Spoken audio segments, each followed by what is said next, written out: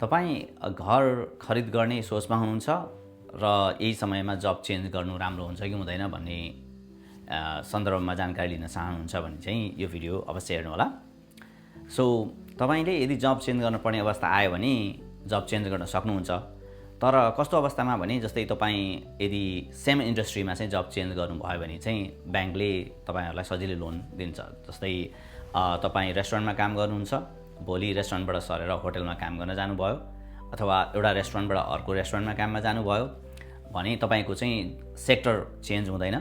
यसले गर्दाखेरि ब्याङ्कले खासै गाह्रो मान्दैन।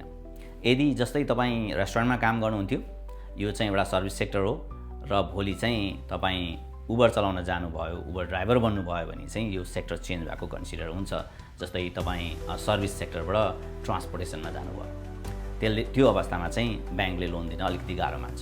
सो तपाईँ यदि घर वा अपार्टमेन्ट किन्ने सोचमा हुनुहुन्छ भनेदेखि जब चेन्ज गर्नुभन्दा अगाडि तपाईको रियल्टर अथवा लोन अफिसरलाई एकचोटि सोध्नु होला।